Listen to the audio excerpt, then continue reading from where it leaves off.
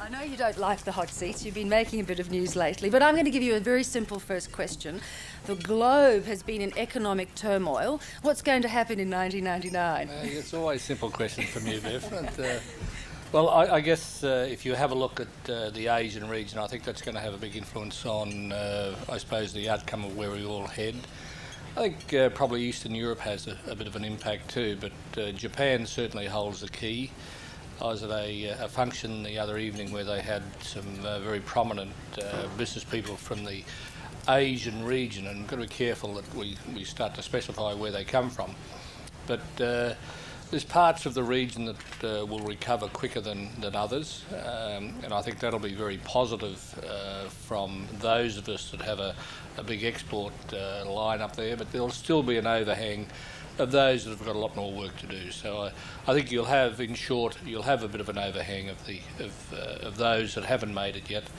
And I think we haven't seen the impact of perhaps what's happening in Eastern Europe yet, so that's an impact yet. So far, though, Australia seems to have not really felt the brunt of the rest of the world. We seem to have withstood it a little. Do you think we're going to be able to do that again next year? I think we can. See, I suppose I'm starting to date myself and sort of show my age, but you go back a little bit and you can see where before the Asian region was the flavour for exporters, we had a big export market into the Northern Hemisphere and into the European regions.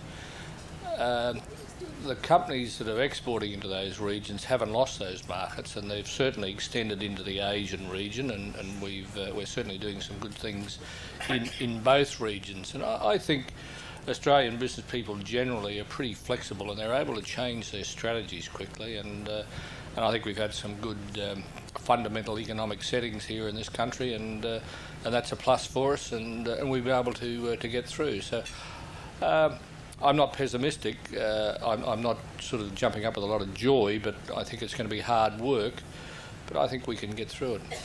Now, I mentioned this is the 11th year of the Ethnic Business Awards, and you did spearhead this. What made you feel that so many of our migrants who were doing great work out of there needed to be recognised? Well, I can go back to the first meeting, and Joseph was there, and a lot of us at that stage were still in the field and dealing with a lot of the ethnic business people.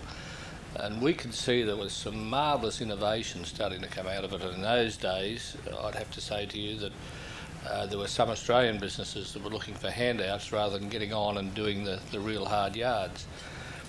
And we felt that we needed to recognise and to set some sort of an example for those that really were putting in the hard work and were starting to get the results.